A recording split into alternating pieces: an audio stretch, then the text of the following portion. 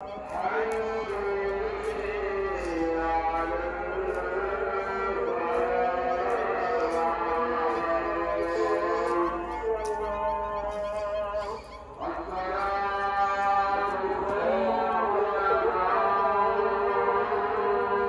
वालेकुम beautiful people, welcome back to my channel.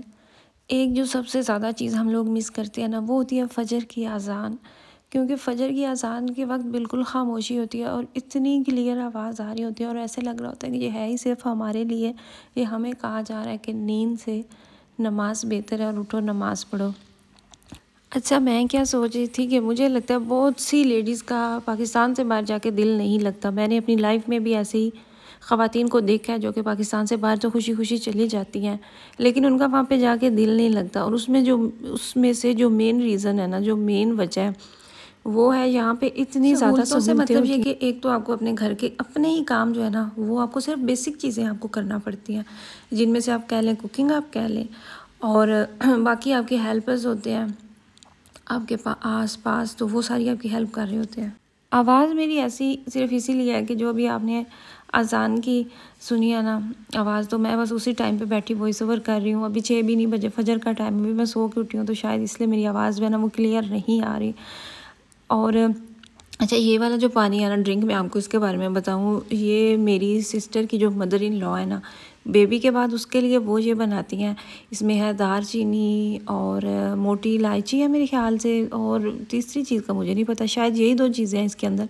पानी boil कर देते हैं और फिर सारा दिन जब भी उसको पानी की ज़रूरत होती है, मतलब पीना होता है, तो यही वो पानी पी रही होती है।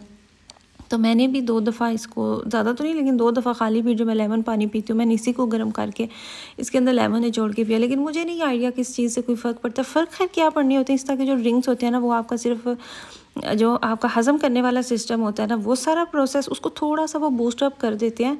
इसके अलावा ये कुछ भी नहीं होता कि आपको ये आप जितना भी खाते रहें तो आपका वेट कम होगा, ऐसा कुछ भी नहीं होता। जितने भी ड्रिंक्स, जितनी भी फकियाँ, जो कुछ भी है ना, वो सिर्फ़ और सिर्फ आपका हज़म करने का जो सिस्टम होता है ना, जिसको मेटाबॉलिज्म कहा जाता है, उसको वो थोड़ा सा फास्ट कर देते हैं कि आपका खाना जल्दी हज़म हो जाता है।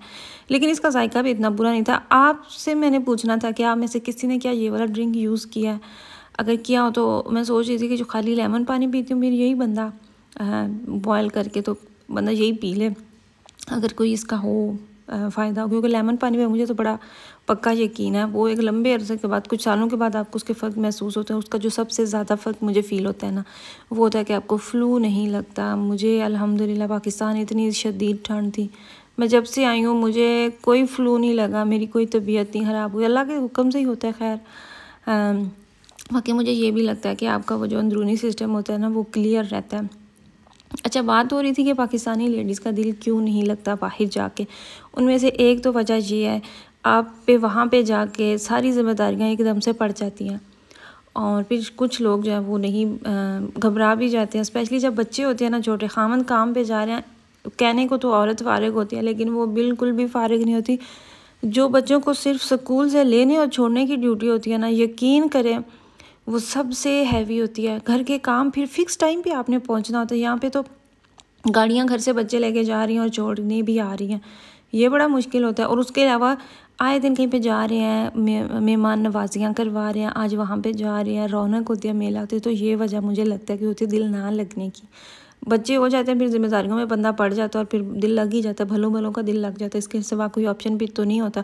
और एक खामन जो इतने ज़्यादा पैसे लगा के आपको एक तरह से पैसों में तोल के वहाँ पे लेके जाता है, और बीवी जाके वहाँ पे आराम से कहती है कि यहाँ पे मेरा तो दिल ही नहीं लगा, तो मुझे लगता है इससे ज़्यादा उस इंसान के साथ जुल्म कोई और हो नहीं सकता। पाकिस्तान से बैठ के दूर के ढोल बड़े सुहाने लगते हैं, लेकिन हकीकत में जब वो जिम्मेदारियां आप पे पड़ती हैं तो बंदा थोड़ा सा घबरा भी जाता है। और जो लेडीज़ कहती हैं ना कि हमें जॉब करनी है, ठीक है, जिनके बच्चे नहीं हैं ना उनकी तो समझ आती है कि उनका टाइम नहीं गुजरता, और फिर जिनके बच्चे बड़े हो जाते हैं तो वो भी फिर अलहदा चीज़ है। जैसे अब मेरे दोनों बड़े बेटे जो है ना वो माशाल्लाह से बड़े हो गए हैं, वो किंडरगार्टन और वो जो पहली छोटी क्लासेस होती हैं उनसे निकल चुके हैं, तो मेरे पास भी इतना टाइम होता है कि मैं वीडियोज़ वगैरह बना सकूँ, मैं व्लॉगिंग कर सकूँ। लेकिन अगर आपके छोटे बच्चे हैं, 2-3 बच्चे हैं और स्कूल जाते हैं, किंडरगार्टन जाते हैं, आपने उनको लेना छोड़ना, यहाँ पे तो अपॉइंटमेंट्स ही नहीं मिलती। यकीन करें, आपके बच्चे की एक पेंसिल मिसिंग है ना, आपने उस पेंसिल का वो उसको आपने क्या उसको कहते हैं उसका सामान नहीं पूरा कुछ भी, तो स्कूल वाले आपको बुला के आपको कहेंगे, वो बच्चे को नहीं कहेंगे, आपको कहेंगे कि आपको इतनी होश नहीं है कि आप अपने बच्चे का ये पूरा कर सकें। मतलब ये कि बहुत ज़्यादा अपॉइंटमेंट्स होती हैं अटेंड करने वाली। तो खैर कोई नहीं, अगर दिल को समझाएं तो टाइम गुजर ही जाता है, खुशी खुशी से ही जाते हैं। लेकिन मुझे नहीं लगता कि ऐसा वहाँ पे जाके कहना चाहिए कि मेरा तो दिल ही नहीं लग रहा। जिस इंसान के साथ दिल आपका लगना चाहिए वो तो वहीं पे है ना। अच्छा, मैं यहाँ पे ना अपनी स्किल्स आजमा रही थी, जो कि मैं अपने बालों पे तो बहुत दफ़ा आजमा चुकी हूँ। खुद मैंने कितनी दफ़ा अपने बालों की कटिंग की हुई है। और ये हैं जी मेरी भाभी के हेयर्स, इनकी मैंने कटिंग की थी और देखिए इतनी खूबसूरत, मुझे खुद ही नहीं यकीन आ रहा था। मुझे यकीन नहीं आ रहा था कि ये इनकी कटिंग मैंने खुद की है। और बिल्कुल मैं उन्हें बता रही थी कि यहाँ से आपके बाल आ रहे हैं, अच्छे खासे उनके बाल मैंने ना कट कर दिए थे। एक्चुअली वो चाह रही थी यू शेप में, वो चाह रही थी कि मेरी कुछ ऐसी तुम कटिंग करो जो यू शेप में आए। तो मैं उन्हें कह रही थी कि मैं आपकी ऐसे ही करूँगी जिससे आपके लॉन्ग स्टेप्स भी बनेंगे, आपके सारे जितने दो मुँह बाल हैं वो भी उतर जाएंगे और एक बालों की बड़ा प्यारी सी एक ना वो अच्छी सी लुक आ जाती है। सलोन्स में जब भी हम बाल कट करवाने जाते हैं तो वहाँ पे हम बड़े सेटिस्फाइड होते हैं, लेकिन जैसे ही हम घर पे आते हैं तो हमारा वो नहीं होते, हम रिग्रेट कर रहे होते हैं कि ऐसा क्यों हुआ, हमने बाल क्यों कटवाए, शायद हमारे बाल अच्छे नहीं कटे। वहाँ पे वजह ये होती है कि एक तो वो आपके बालों को ब्लो ड्राई करते हैं और नीचे से आपके हल्के से वो कर्ल डाल देते हैं। आप कटिंग जब भी करवाते हैं ना, जब आपके बाल हल्के हल्के नीचे से वो कर्ल डले होते हैं ना, फिर आपको अपनी कटिंग फील होती है। जैसे अब इनके बाल हैं बिल्कुल स्ट्रेट है, एक्स्ट्रा स्ट्रेट, नेचुरल स्ट्रेट जो बालों को कहते हैं ना, नेचुरल शाइनी लंबे और स्ट्रेट है, तो वो फील नहीं होती उतनी कटिंग हमेशा आपकी तभी प्रोमिनेट होती है जब आपके बाल नीचे से हल्के हल्के करली हुए होते हैं। खैर वो मेरे क्लाइंट बड़े सेटिस्फाइड थे और क्लाइंट से ज़्यादा मैं खुद सेटिस्फाइड थी कि ये मैंने ही की है ना। अच्छा, यहाँ पे अब चली है टी टाइम और सैंडविच बनाए थे हम, मेरी भाभी, मेरी सिस्टर और मेरे ब्रदर इन लॉ बैठे हैं। और जी मेरे ब्रदर इन लॉ का बैग मिस हुआ था, इस बात को हो चुके हैं 3 माह। उनका बैग मिस हो गया था, जिस फ़्लाइट से वो पाकिस्तान आए थे उनका बैग आया ही नहीं था उनके साथ। पता भी किया सारा कुछ, लेकिन ये कि आप कंप्लेन कर रहे हैं बाद में आपका बैग आ जाएगा, इस बात को भी इतना अरसा हो गया। ये कह देते कि आज आ रहा है, कल आ रहा है, फिर ये कि अगर आपका बैग नहीं रिसीव हुआ तो आप फिर क्लेम कर सकते हैं। क्लेम भी किया हुआ है लेकिन पैसों का उन्होंने जितना भी कहा हुआ है वो भी नहीं आ रहे। इतने लापरवाह होते हैं एयरलाइंस वाले।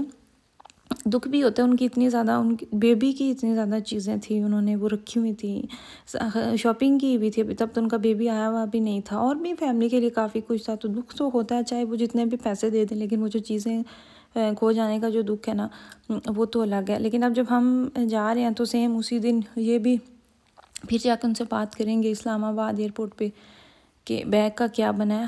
हम आए थे सऊदी एयरलाइन के साथ लास्ट ईयर, तो हमने इंश्योरेंस करवा ली थी। उन्होंने ऑप्शन रखा हुआ था कि आप इंश्योरेंस करवा लें, अगर आपके बैग की मिस हो जाए तो हम आपको इतना पे करेंगे। एक बैग का 1000 यूरो, तो 20 से 30 यूरो मेरे ख्याल से, यहाँ ज़्यादा 50 यूरो होंगे, उतने हमने एक्स्ट्रा पे किए थे कि हमारे बैग गुम हुए तो हमें ये फिर क्लेम करेंगे। क्योंकि मेरे साथ भी ये हो चुका है, मैं तब ब्रिटिश एयरवेज से आई थी पाकिस्तान, तो मेरा जो बैग है ना ये हीथ्रो एयरपोर्ट पे ही छोड़ के आ गए थे। और फिर ये है कि वो आ तो गया था, तीसरी फ़्लाइट पे वो आया था 3 दिन बाद, लेकिन वो जो इस्लामाबाद का इतना ज़्यादा एक्स्ट्रा वो पड़ा था ना हमें चक्कर, तो वो बड़ा मुश्किल लगता। तो वो तब से मेरे दिल में भी डर बैठा हुआ है कि कहीं ऐसा ना हो हमारा बैग मिस हो जाए। लेकिन आई होप सो कि उनका भी बैग मिल जाए। परेशानी ये सबसे ज़्यादा होती है। ये थी मेरी आज की वीडियो। आई होप कि आपको मेरी वीडियो अच्छी लगी हो। मुझे मेरी फैमिली को दुआ में याद रखिएगा। अल्लाह हाफिज़।